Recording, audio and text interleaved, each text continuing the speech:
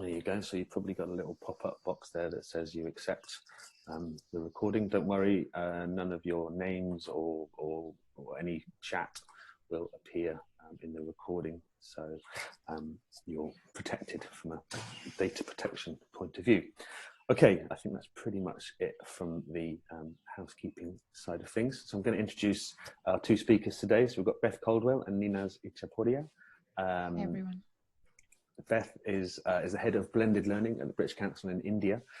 She's worked in the field of English language teaching with a focus on teacher training and management in countries around the world since 1998 and has lived in India since 2011. Her portfolio includes working in adult training and education, both B2C and B2B, and work with schools and universities, including involvement in the setup and academic management of Al-Azhar University's English Training Centre in Cairo, Egypt in 2008. Ninaz is academic manager, blended learning at the British Council in India. She's responsible for the design and delivery of the British Council's My English online courses and manages a large geographically dispersed team leading on training for over 50 teachers. She has designed a remotely delivered INSET, in-service teacher training program for them. So Beth and Ninaz, over to you.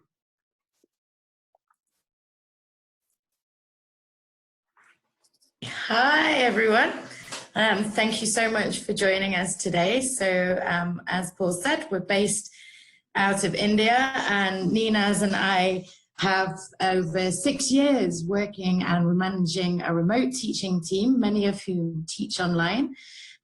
We've got a team of over 50 teachers who are spread all across India and all of whom work remotely from home. So we've got a lot of experience managing this teaching team remotely. With the global situation around COVID-19 right now, we know that plenty of schools and organizations have had to turn to remote teaching or teaching from home as a means to protect their staff and to join in efforts to contain the spread of the virus. So today we'd like to share our extensive experience and knowledge of remote teaching and share with you our guide to success. So throughout this presentation, we're going to be looking at the key challenges of supporting and mentoring teachers remotely, and we'll look at some practical solutions for mitigating those challenges. Along the way, we're going to be sharing learning and insights from our team of teachers, the resources and the things that they found useful and what they have found helpful to help them grow. So the aims of the session are to explore the challenges of managing a remote teaching team, to consider practical strategies for maintaining cohesion, motivation, and quality assurance despite the mode of delivery, and to identify areas for and ways of promoting remote teacher development. So just a bit about our team, and you can see here's a shot of some of our lovely trainers. They're across India. We started in 2014. They all work from home. This is a team meeting that you can see. They teach general English, business English, and IELTS prep courses. So I'm going to hand you over to Ninaz now to talk about some of the challenges. Thanks, Beth. Right, so as Beth said, let's turn to the challenges of managing a remote team. Now, you're going to see a poll on your screen. I'm going to ask Paul to launch the poll, and you'll see a number of options. I'd like you to choose the top challenges of supporting and mentoring a remote teaching team. This is your opinion, so you can choose one or two or more options on the poll.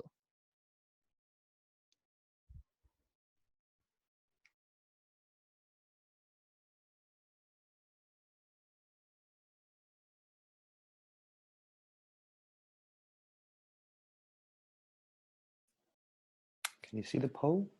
Sorry. Not yet, Paul. Haven't been able to see it yet. Yeah. Okay, that's weird. It's definitely been launched. Why isn't that? It should be.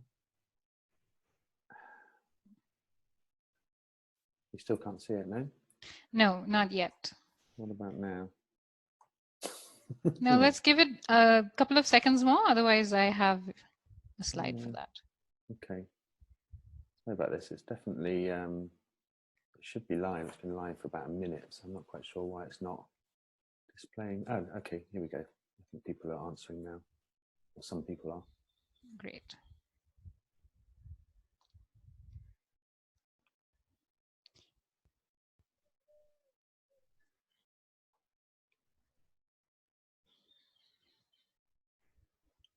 So Paul, I'm not able to see the poll answers, so if you can tell us the answers coming in. I will do, yeah, as they come in. Yeah. Okay, the choice is 1 and Perhaps 2. Nina's, you could also share the slide with the poll choices, because I think some people also can Can't see and it. some people can't. Sure, I'll just do that. Right, so don't worry if you can't see the poll, because we have the options here, and you can just choose your answer and tell us in the chat which you think are the biggest challenges.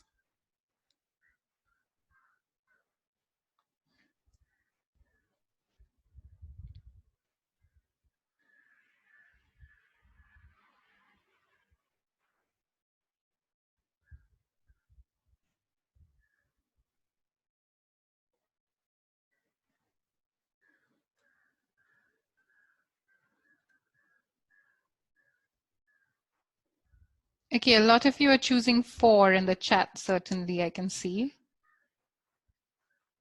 Someone saying all of the above.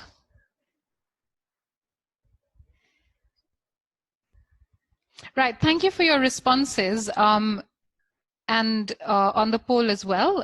Paul, what was the most common answer on the poll, if you can tell us? I can, yes, it was the first choice actually. Lower productivity. Yes. Yeah, all right, thank you very much. Yep, thank you for your responses. Now let's see how this compares to what our remote teachers actually tell us. So in preparation for this presentation, we conducted a survey of 19 of our teachers who all work from home and teach online. And we asked them what their biggest challenges were working in a remote team. And here is what they said. So here are the results. So when we asked them what their biggest challenges were working remotely, almost all of our teachers said that the difficulty switching off from work and a sense of isolation were real challenges for them. So you can see that 17 out of 19 teachers chose that as a major challenge. They nearly all rated these things as being somewhat or very challenging. Many of our teachers also reported that a major challenge in remote working was coordinating with colleagues with different shifts, and also a perceived lack of career growth could be a challenge. But fewer of them found communicating electronically or distractions at home a serious challenge. So let's unpack these results a bit. One perception of remote workers is that they are less productive. And we think that they must be less productive because they're at home and there are more distractions at home. So yeah, getting distracted by other things at home can be a challenge, but while more than half of our teachers do find it challenging, far more teachers said that they found switching off from work and actually having a hard stop for work at the end of the day challenging. So as a remote teaching team manager, you might find that your challenge is not so much managing their productivity, it's managing their wellness. Are they actually switching off from work enough? But all of these are challenges for managing a remote team. And we are now going to look at some solutions to these challenges. And the key to building a successful remote team is to build a remote first culture. And what that means is that rather than thinking of your remote teaching team as an add-on, you make remote working a part of the way that the team functions. So let's explore some strategies that you can use to build a healthy remote teaching team culture. The first strategy is to communicate frequently using multiple channels. It's better to communicate too much than to have some people feeling like they've been left out of the loop. With remote teachers, you're not going to meet them in the staff room. You're not going to bump into each other there and say, hey, how's that student doing that we talked about last week? Or how's that new course coming along? You've got to schedule regular meetings to make these conversations happen. In the early days of our team, we scheduled weekly individual calls with teachers to catch up, ask them how they were doing, how their classes were going, and if they needed any support, if they wanted to discuss lessons or learners. And this went a really long way to establishing a rapport. And as we became more experienced, we found we needed to reach out less and less as managers, and our teachers are now used to calling us routinely to check in. Now, communicating regularly is important, but the key words here are using multiple channels. It's really important to remember that remote and co-located cultures share information differently. So if you think of a physical teaching center or a school, think about how your teachers get their information. Some of this information will be through email, but a lot of it is through informal chats in the staff room, chats near the water cooler over a shared lunch, or just catching up with colleagues in the staff room. Now, if you think of a remote teacher, and the only way that you're communicating with them is through email, then your remote teachers are missing out on all these informal and really important channels of communication, and they'll be missing out on information. So in our team, in addition to email, we use video conferencing through Skype and Zoom. We use social media groups, phone calls, and a lot of other tools. Here on your screen are some of the technological tools that we've used over the years to connect with our team.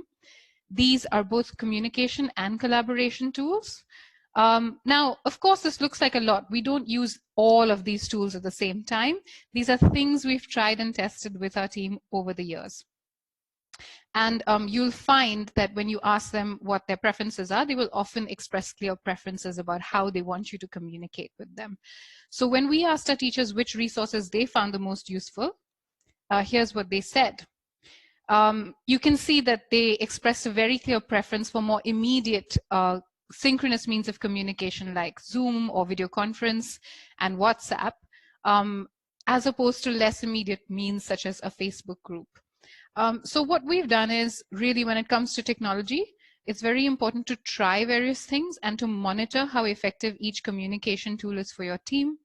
You'll find that they are expressing clear preferences about how they want you to reach out to them. Another key point is to write down or record most information. In order to make the information available to teachers to consume in their own time, most information needs to be recorded or written down in some way. So as a remote manager, you will have to excel at written communication. In our team, we record all teaching related information in writing. We have detailed trainer handbooks. We have a teaching service level agreement, which is a detailed checklist of teaching related tasks. So everyone is on the same page and they know what's expected of them. You also have to invest in relationship building and activities. And by invest, I don't just mean money, but time and effort. So we always factor in 5 minutes or 10 minutes at the start of each meeting to just ask people how they're getting along, to catch up with people and share news. We also have a WhatsApp group for our teachers, which has become very central to our efforts to create a community for our team. Your remote teachers don't just need to communicate with you as the manager, they need to communicate with each other as well to build a sense of community. And for us, WhatsApp has been a space where we can do that. It's been our staff room and our space to bond. And you can see some lovely photographs that we've shared over the years, and also some tips from our teachers who are all talking about how you can hang out with colleagues, even if it's just over a video call, and how you can bond with them over interests outside of work and build a rapport with colleagues. The next key point is don't assume that your teachers know how to work remotely. Please provide training and guidelines and help. If you look at our teaching team, about half of our teachers had some prior experience of working in a distributed or remote scenario, but the other half didn't. So we've made sure that we provide plenty of support. We give them a lot of support documents and training. So we have remote working guidelines, we have screencast videos and easy step guides. And through all these guides, we give them tips on various things like the layout of their workstation, time management, which is a very key point if you're working remotely, and even things like how to get technical help when they need it. And we pay particular attention to promoting work-life balance and have come up with a time management guide for teachers where we've sourced ideas from other teachers. We've crowdsourced this guide from our colleagues. We also frequently use our WhatsApp group to reinforce these key messages. So when we introduce a new guide, we make sure that on the WhatsApp group, we also send it out to everyone and say, have a look at this. It's got some interesting tips. And with this support, our teachers have become really good at time management. They're in charge of planning their own work time. So before I hand it over to Beth, a quick recap. To build a remote-first culture, you need to communicate frequently using multiple channels, write down or record most information, invest in relationship building and creating community for your team, provide training and guidelines on remote teaching and working from home, and you need to actively promote remote teacher development. Now, I haven't covered that last point because Beth is going to cover it in just a second, and she's going to talk about remote teacher development and CPD. But before I do that, I just want to leave you with a few words from our teachers. These are their words to you directly and some advice on remote working and being a teacher teaching at home.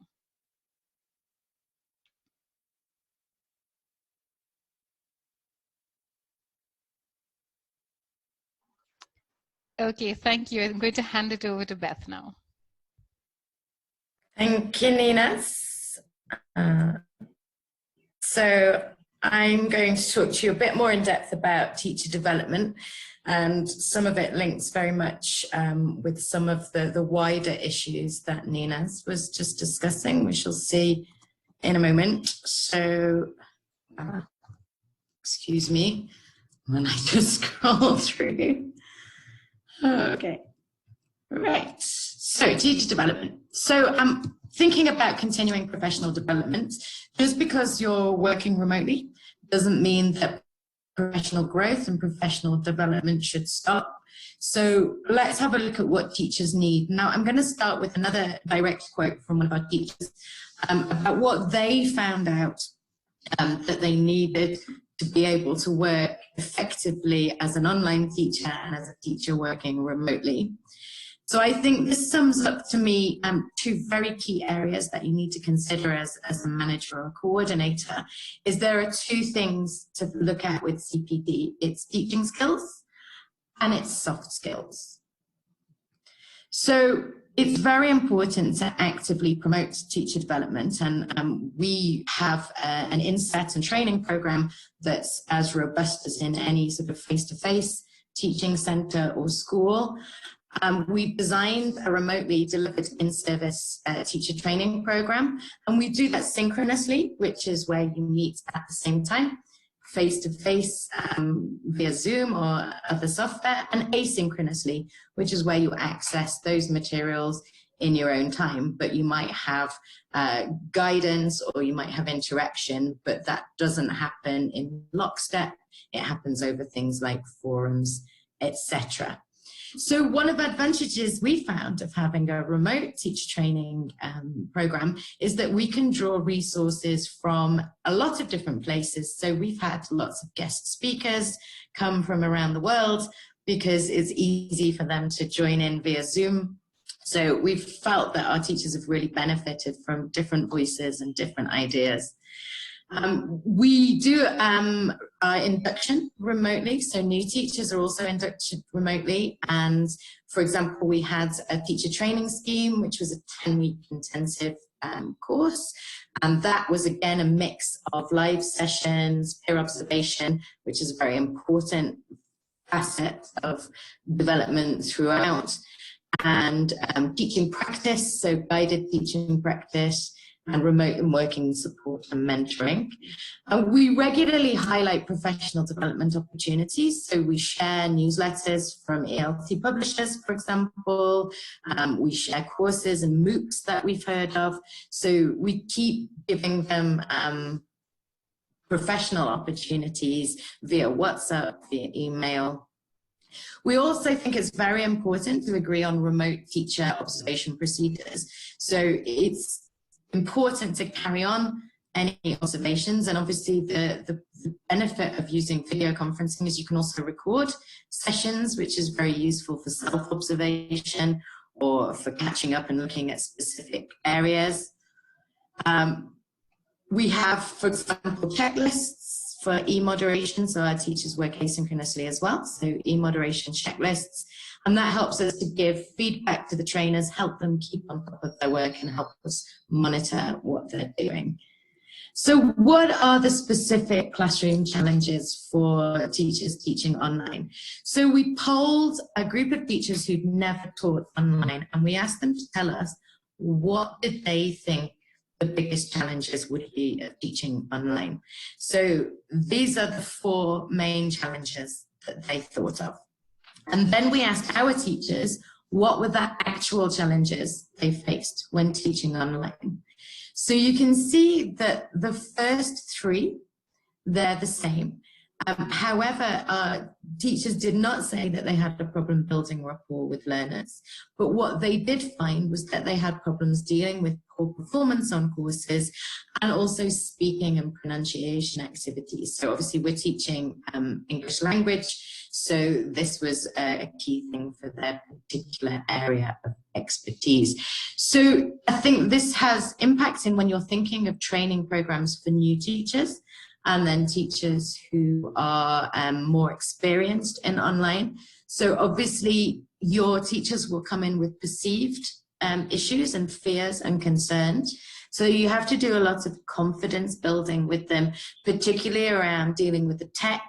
So we recommend doing a lot of what we call sandpit sessions, where you go in and you play with the platform and see what it can do. So for example, if you're teaching via Zoom, set up a Zoom class with colleagues and just see what you can do with it so that you have confidence with your actual classes. In terms of things like dealing with poor performance, that's about giving guidelines, that's about planning training sessions, reading, giving people observations and sharing best practices. So these are things to bear in mind for your team that you might want to focus on for training. So what resources do we use to support our training? So we asked our teachers of all the different resources that they had access to, what did they find most useful? So this is in order of rating. So very much number 1 for them was formal courses. The second though, and that's super important, is people. And I think that goes back to what Ninaz was talking about in terms of communication. Videos, articles, blogs, social networking, resource books, and MOOCs. So we asked our trainers which particular things they found helpful. So we're not saying these are the only resources, we're not specifically endorsing these, but these are the ones that our teachers have said they found very useful. So there's 3 very good books for people who are starting out in online teaching. Lots of articles and blogs on teaching English websites, which are great around online teaching. And there are videos, so obviously the Teaching English, you've been coming to some of the webinars, but there are some more webinars that you can find. Olren is a digital language learning group that's also worth checking out. Recording any of your insets, recording other people's classes, and if you're using Zoom, using help guides that Zoom have on the websites are actually brilliant and very, very helpful. So let's move on from the teaching skills into the soft skills. So we asked our trainers of all of the different soft skills, and this is where we go back to some of the things Ninaz was talking about. Which of the soft skills did they feel they had the biggest need to develop? So I wonder if you can guess, which soft skill do you think our teachers wanted to develop the most? Let's see.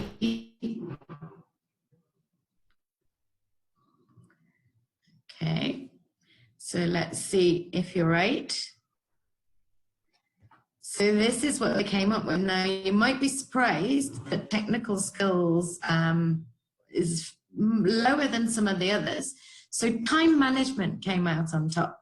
And Nina showed you one of our solutions, which was crowdsourcing a time management guide. Adaptability, so moving from one way of working to another is something that the teachers needed guidance and support for.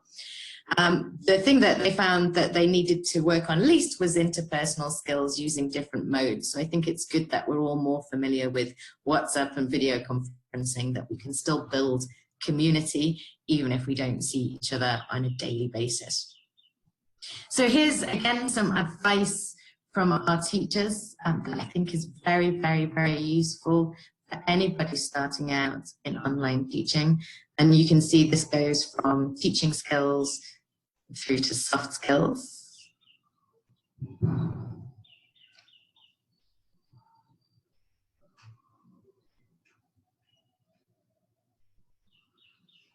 And I think one thing that always reassures people moving into online teaching is there really is a counterpart or equivalent to almost every aspect of classroom teaching online, and occasionally that can be better. So it's not something to be scared of. So I think a lot of people think about how online teaching is scary and new and difficult. But I think also don't lose sight of how professional growth can happen through teaching online, through using a different medium. These are things that our teachers have said to us. So one area is around having more opportunities and choice. So there's access, there's different working opportunities for them, better work skills. So again, time management has come up. They've become better at being organized and managing time, building rapport and being adaptable. And finally, getting a deeper understanding of learners. And I think it's important to bear in mind that a lot of the struggles that trainers have making the move into online teaching are also parallel with struggles that learners have moving into online learning. So I think understanding those are there, it gives teachers empathy with their learners and helps them think about ways to help their learners overcome those issues. So just to summarize for you, here's a CPD toolkit. So on the one hand, there are the teaching skills, the classroom skills that you can think about for development. And then there is the soft skills. And to manage all of that, you can look at development activities through a variety of modes, whether it's formal courses, people, books, articles, etc. Let me just hand you back to Nina's now for a little postscript. I'll keep my... Yeah, keep your screen share. Yeah, thanks. Yeah. So very quickly, I just wanted to end by saying that you might find yourself in the unique situation of having, for the first time, to manage a teaching team remotely. And you may feel that the challenges are significant and insurmountable, but they're not insurmountable. We can tell you from our own experience. And I'd like to just show some evidence that you can actually build a happy, healthy remote teaching team. So just as organizations use Net Promoter Score to gauge customer loyalty, it's a statistic that organizations use to see how their customers feel about them, about their brand. We used Employee Net Promoter Score, or ENPS, and we asked our teachers this question. And the question is just going to come up in your screen. Beth will just share that with us. So the question that we asked was, how likely are you to recommend the British Council's My English team as a place to work to a friend or colleague? And we had some really interesting results. Now, for those of you that are not familiar with Net Promoter Score, anything above 0 is considered positive because it means you have more promoters than detractors. Anything above 50 is considered very good, and anything above 70 is considered quite unusual and rare. And we have an employee Net Promoter Score amongst our team of 74, which is extremely, extremely strong. So this just goes to show that you can build an efficient but also satisfied and happy remote teaching team if you put in place the support systems that we've been talking about for your teachers today. Thank you very much. And that brings us to the end of our presentation, and we're happy to take questions. It does. So you'll see that you can type your questions into the Q&A pod. We've got some questions in there already. And so please feel free to add some more. Yes. Thank you, Beth. Sorry, No, Paul. no, that's right. No, I was just about to say thank you. But yes, please carry on. Okay. So I can see there's a couple of open ones. So Nina's, the first one is says, hello, here in Romania we cope with technology pretty well, but not all teachers are keen on teaching online. We know that story. And how do we convince them to make online teaching appealing? Yep. So would you like to have a go? Would you like me to? Yep, sure. I think that that's a great question, and it's a reality of the situation that many teachers face. I think the key thing is to understand that online learning means many things to many people. And if you can show your teachers that online learning can be productive for the students, it can help them achieve the same learning outcomes that they would in a face-to-face classroom. And if they feel that they can see that there's value in it, and it can also be fun, then I think they would probably see online teaching as a more appealing option. It's possible that they may have had previous experiences of online learning that were not maybe great, or other things. So it's very important to kind of explore what their previous experiences were, and also show them models, positive models of online learning that then they can take away and work with in their own classrooms. I think it's fair to say that people often have a reaction to the unknown of fear, and fear can lead to negativity. So I think it's, again, we talked about building confidence, letting people sandpit and try, as well as seeing the models. And I think it's also about ensuring that you hear what they're saying, and you help them to see where the opportunities might lie in terms of teaching online. Okay, so, I love this question. I think this links, Joshua says, what are the most exciting opportunities or differences that your teachers see in online teaching compared to face-to-face? So there are some really general ones, and there are some specific ones. I think one just really springs to mind. We've just finished a teacher training course with colleagues in the region who've never taught online, and we were talking about they're using Zoom to teach, and they were saying one of the things they love is breakout rooms, because when they're monitoring their students in breakout rooms, the students for some reason don't notice you're there. So when you're in the classroom and you're monitoring your students, the students kind of stop and look at you, and it's very off-putting. And it's hard to listen sometimes when there's a lot of noise in the classroom. But because your trainees are all in different breakout rooms, you can hear really well. They seem to notice you're there, so they carry on, and you can get some really good insights into their language, for example, for feedback. So that was one key difference that springs to mind that someone said yesterday that they were really enjoying. Nina? Absolutely, and I just wanted to add also another point here. Certainly from a teacher training perspective, a lot of you have pointed out in the chat that where you are, internet connectivity is not that good. A lot of teachers may not even have laptops, and we work in India, and as you know, South Asia is also a context where this is often a challenge. We've run teacher training courses where our teachers are mostly logging in from their mobile devices, using their mobile data connections and their smartphones. And one of the things we found is that in that way we were able to reach out to teachers who otherwise live in very remote areas or are not able to access face-to-face training. So that's one of the sort of key advantages. While lack of digital access is a real issue, and I don't want to downplay that, also in a country the size of India, geographical distances can be an issue as well. And we found that even through mobile access, we've been able somewhat to bridge those gaps. Thanks, Nina.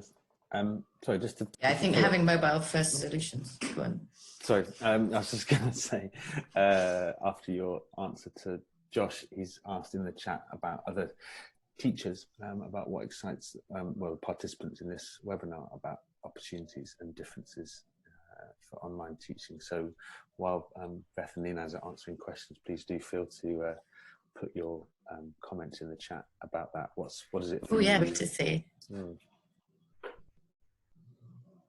Awesome.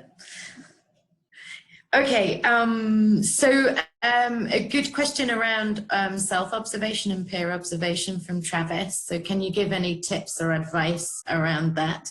So I think number one is that we have a bank of observation tasks. So it kind of depends on what the reason is for observing. So it could be someone's observing someone else in order to help themselves develop a certain skill and they want to see how someone else does it. So we have very specific observation tasks around different areas. So it could be around teacher talk and student talk, for example. We also have more general observation checklists.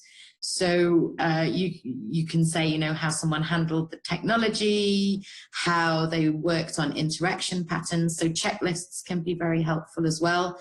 So those kind of tools are really useful to give to teachers if they're watching a video of themselves teach, or if they're watching someone else teach for their own development. Okay. Ninaz, have you spotted any juicy questions? I thought there was a really interesting question from Ajeda about after the coronavirus crisis ends and our learners go back to their face-to-face classrooms, how do we integrate online classes into our real classes? Ooh, yes. Yes, would you like to take that one? Yes, I I think it's really exciting. I think we have an opportunity now. You know, I think although this is a really difficult situation, it's kind of been thrust upon many of us. I think it's just accelerated what's been happening in a lot of places naturally. So I think the opportunity is that your learners will be used to accessing online and content. And I think it's worth looking at things like the flipped classroom, where you have learners do work before the class, so that they come into class with knowledge and you can get more deeply into the topic and the subject when you've got those class hours together. So I think that's definitely something to look into, the flipped classroom. Ninaz, would you like to add anything? Yeah, I also think that at this moment, while you're teaching online, you'll discover some nice tools and things which you quite like. And those can also be used in a face-to-face class. Or what you can do is, as Beth mentioned, which ties into the flipped classroom, is use those online activities as an extension to what you do in the physical classroom. So I think that's a great question, and you should certainly, even if you do go back to face-to-face teaching, take some of the best bits of online teaching and continue to use that and incorporate that into your curriculum. Hi, sorry, just me again here. It's just a very quick thing about some of the questions that are coming in. Just to kind of remind everyone about the focus of this webinar. It's about supporting and mentoring teachers and helping them. So questions around how can we do this with students? How can I do that with students? Those are kind of questions that we're hopefully dealing with our series of webinars for the teachers. But the focus on this one is teacher educators. So please do kind of keep your questions on the topic of how we support teachers and teacher educators. Thank you. Thanks. And I was going to say there were questions around things like pronunciation and lesson planning. Don't forget to go and have a look at the Teaching English website, because there's loads of great resources, articles, videos, etc. to help you with all aspects of teaching, whether it's online or offline. Thanks, Beth. There's a question about teachers of public schools and colleges in developing, how can we help teachers in public schools and colleges in developing online teaching abilities? So, I mean, I think that if you look at the kind of CPD toolkit that Beth presented, that's a really good place to start. You know, whether they come from the public sector or private sector, there are lots of good publicly available resources as well. There's some good books. There's lots and lots of work that the Teaching English website itself is doing in this area right now to support teachers. So I think just getting hold of those resources and helping your teachers kind of make sense of them. So as managers, obviously subscribing to all these channels that we're talking about, keeping track of them and filtering the best bits through to your teachers is a good way to help them develop those abilities.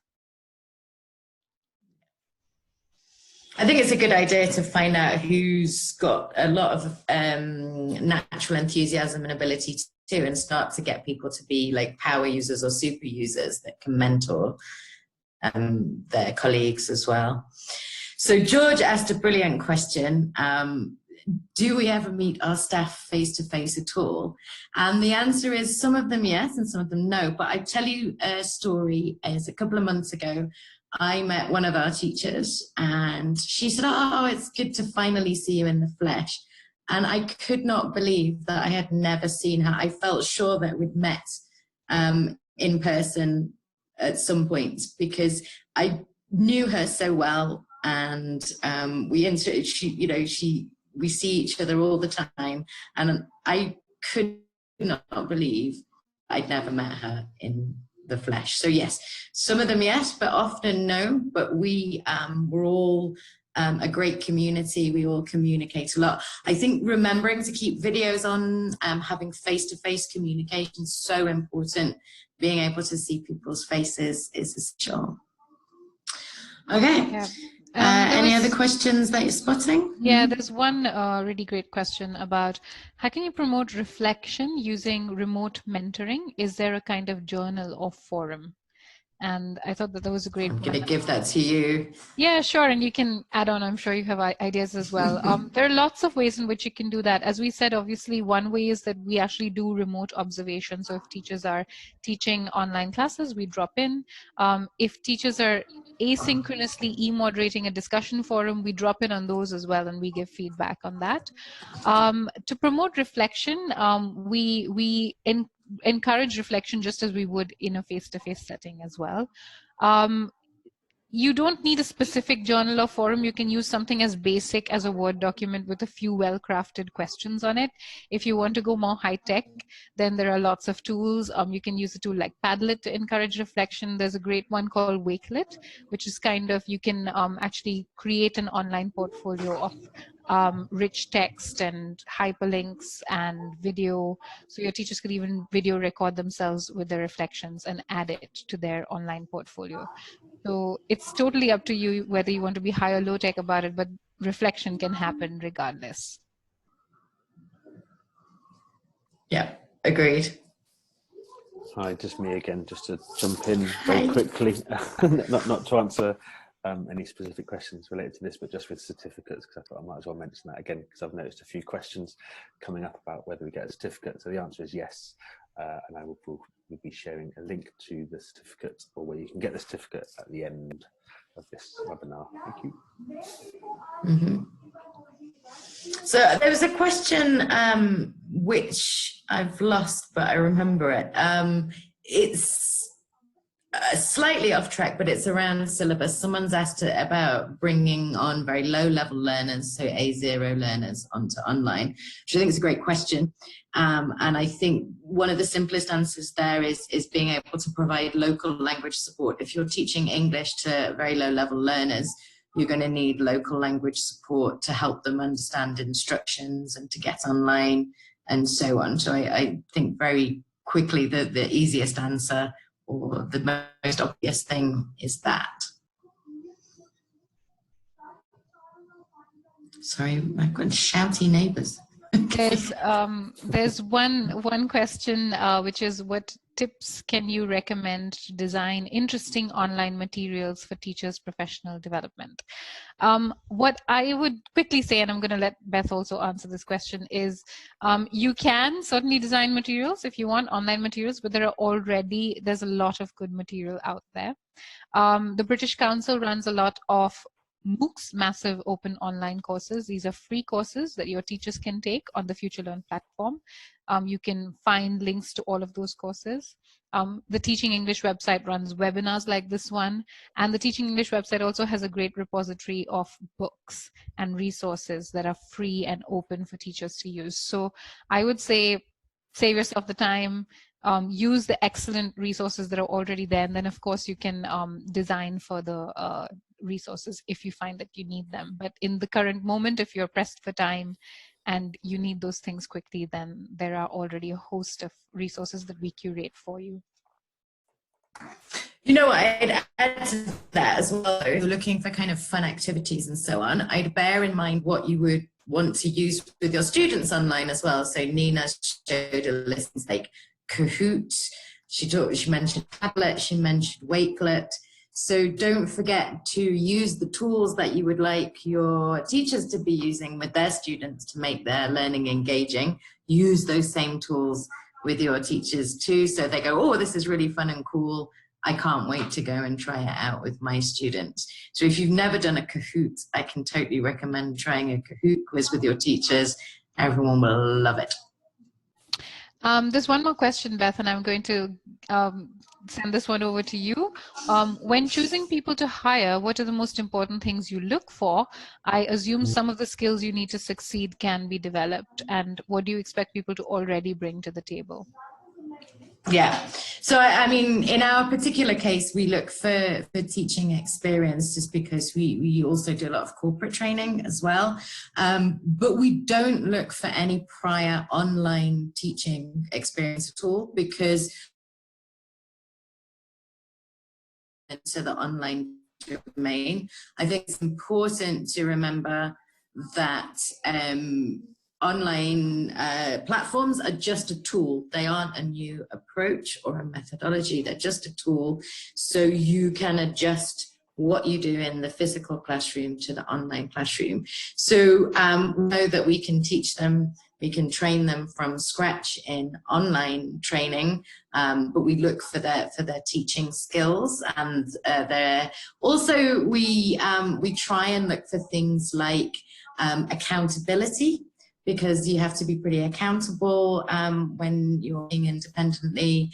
You have to be good at communicating with managers, talking about if you have any problems or any issues. You have to be quite proactive in reaching out.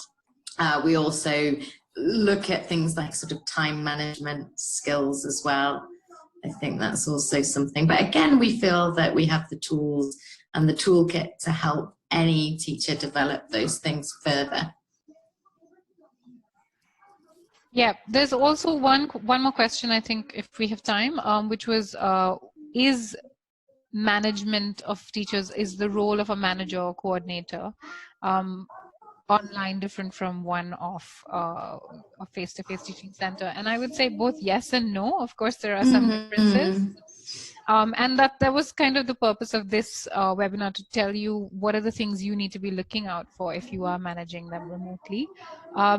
Essentially, I would say the essentials of good management remain the same. You know, you've got to be a role model, you've got to mentor your teachers, you've got to support them, and hopefully they feel happy and supported enough that they can support their learners.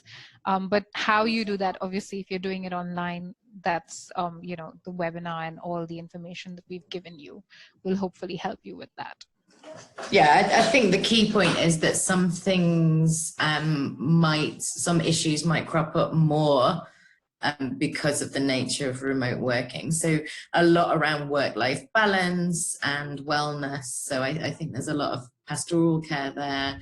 And I think making the effort to reach out to your team and to have that regular contact, face-to-face contact with them, super important.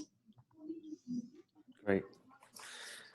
Thank you, Beth. Thank you, Nina. I think we probably don't have a lot of time for any more questions. I think you've managed to get through certainly a lot of them anyway, which is fantastic. So thank you ever so much for that, and thank you for your insight and your well, all of the information that you've passed on. I'm sure that's going to be very useful for everyone watching who are working with teachers and looking at how they manage them and support them remotely. So thank you ever so much. Thank you for having us. No, not at all. Come back anytime. It's been our pleasure, really. I'm just going to share a slide which has some links. And also thank you ever so much for lots and lots of times where you said about the Teaching English site, which is marvellous. There is as Nina's and Beth have been saying, a lot of information on the Teaching English site. It's a big site. It's kind of things are spread in lots of different parts of the site, so it's quite difficult sometimes to find everything. So the second link that you can see, hopefully on your screen there, is a page that we are curating and updating regularly. If you go to the home page of Teaching English, you'll see it in the right at the top anyway.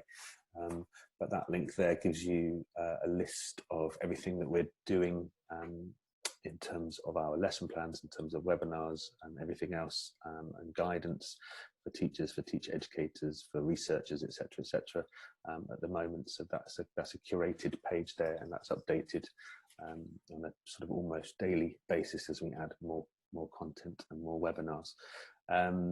What else? The third link there is the webinars, as you can see, and there's a list there of all the webinars that we have that are coming up, which I'll talk about in a minute, and also all of the recordings from previous webinars. With all of the webinars that we've been running, sorry, my camera's not on, is it? You just got a silly photo of me. Hang on, start my video. Okay, there we go. So with all of the webinars that we've been running so far, the presentations that the presenters have given are available in PDF format. We will make a version of this presentation available as a PDF format probably early next week. It won't be the exact same presentation that you've just seen, but it'll be a version of that with all the useful information. The certificate, there's a link to the certificate that's also available on the page for webinars, for each webinar that we've been running this month. If you go to that page, you will see the certificate to download at the end. It's editable, it's a PDF. You add your name and you print it off and frame it, put it on the wall, show it to a manager, whoever you need to show it to. Survey, please do fill in the survey. I said at the beginning that when the webinar finishes, it should automatically open a window in your browser to the survey, but this is very important for us. It gives us an idea of what you need in terms of support in your work as teacher educators or as teachers or as managers, whatever capacity you're working in, and helps us to focus on developing those resources to support you. Lastly, there's a link to our Facebook page. We're going to be running a number of Facebook lives. We did sort of call them clinics, but it sounded a bit medicinal, so we're looking at a different name, a better name than clinic. But we'll be running a series of Facebook lives. They will be starting the week after next, on Tuesday. I can't remember what day that is, 18th, 19th, 20th, maybe the 21st of April. We'll be starting those. They will be weekly. And we've got 4 scheduled at the moment, every Tuesday from the week after next, and they'll be looking at different aspects of online or remote teaching and remote education, and they're based on the results that we've had so far from the survey. So do please watch out for that and look on the Facebook page. There's also lots and lots of information there about support for you at the moment with remote teaching and everything else as well. I think that's pretty much all of the links and all that I wanted to say. Lesson plans, we're currently adapting a number of those for an online context. We have about 4 or 5 at the moment, and we're looking to kind of develop another at least 2 per week. So that should hopefully be useful for your, if you're working with teachers and they're looking desperately for resources and they're looking for supplementary activities, then hopefully those plans that we're adapting will be useful. Right, I think that's pretty much it from me. You will get an email tomorrow thanking you for your attendance. That will have links to the recording, it will have links to the certificate and links to the survey. So do please look out for that email. And do all of those things. And again, thank you, Nina. Thank you, Beth, for your time. I know you're busy, as I'm sure we all are. So it's been great to have you along and to give impart your knowledge and expertise and wisdom to everyone watching. So thank you ever so much. And Thank you. Thank you, and great to see everybody virtually. Absolutely. Do take care and stay safe. Thanks, Beth. Thanks, Ninaz. And thank you, everyone. And we'll hopefully see you in our next webinar, which, as I say, is going to be next Friday. It's on teaching young learners. That's with Maria Jose Galleno. She's going to be looking at how we teach young learners online. And there'll be a subsequent webinar about teaching very young learners online as well, which should be fun. I'll be with Leslie Keast, and she promises to bring soft toys along. So that'll be fun. All right, thanks everybody, and as Beth and Nina said, stay safe, and we'll see you again soon.